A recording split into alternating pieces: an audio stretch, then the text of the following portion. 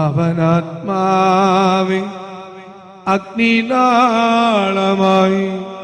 അഭിഷേകാഗ്നിയായി എഴുന്നള്ളുക. വരിക, വാഴുക. ആത്മാവിൻ മാധുര്യമേ, വെളിവിൻ കതിരേ, ആത്മാവിൻ തണുപ്പേ, വസിക്കാം.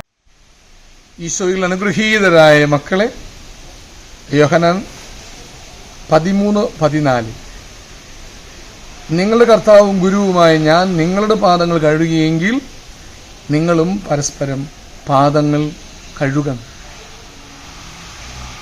കൂടെ നടന്നു, ഇതുവരെ അവർ കേൾക്കാത്ത കാര്യങ്ങൾ കേൾപ്പിച്ചു, പ്രബോധിപ്പിച്ചു, പഠിപ്പിച്ചു. പറഞ്ഞത് ചെയ്തു, ചെയ്തത് പറഞ്ഞു പഠിപ്പിച്ചു. എന്നിട്ട് പറഞ്ഞതിൽ ഒരു വലിയ മൊഴിയാണിത്. ചെയ്തു കാണിച്ചിട്ട് അത് പറഞ്ഞു പഠിപ്പിക്കുകയാണ്.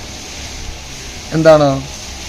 കുനിഞ്ഞ് വെള്ളമെടുത്ത് തൻ്റെ ശിഷ്യരും ആശ്രിതരുമായിരുന്നവരുടെ കാലുകൾ കഴുകി അത് ചുംബിച്ചിട്ട് പറയാണ്, നിങ്ങളുടെ കർത്താവും ഗുരുവുമായ ഞാൻ നിങ്ങളുടെ പാദങ്ങൾ കഴുകിയെങ്കിൽ നിങ്ങൾ പരസ്പരം പാദങ്ങൾ കഴുകും. അനുസരിക്കുക.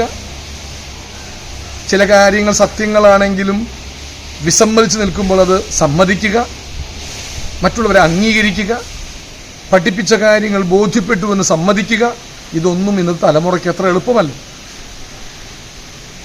സത്യമെന്ന് ബോധ്യപ്പെട്ടിട്ടും അത് അംഗീകരിക്കുകയോ ചെയ്യുകയോ ഇല്ലെന്ന് ശഠിച്ചു നിൽക്കുന്ന ഒരു അക്രമ സംഘത്തെ സമൂഹത്തിൽ കാണാൻ പറ്റും.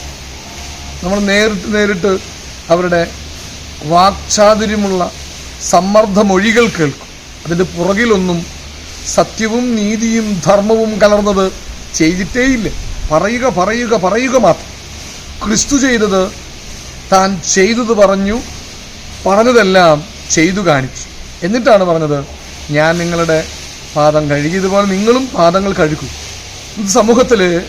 ഇന്ന് സമൂഹത്തിൽ ഒരുപക്ഷെ ഇതിൻ്റെ ഒരു കുറവുണ്ട്. റോൾ മോഡൽസ് ചെയ്തു കാണിക്കുക, വല്ലാതെ പ്രസംഗിക്കാതെ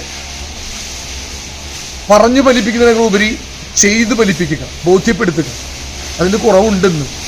ആകയാൽ നമുക്ക് മറ്റുള്ളവരുടെ മുൻപിൽ വിനീതരാവുക, അവരുടെ മുമ്പിൽ അനുസരിക്കുക, അവരുടെ സത്യങ്ങൾ അംഗീകരിക്കുക, ഏറ്റുപറയുക. അത് സമാധാനത്തിൻ്റെ ഒരു സ്ഥാപിത കാര്യവും കൂടിയാണ്. ഹല്ലേലൂയ, ആവേ മരിയ, ആമേൻ.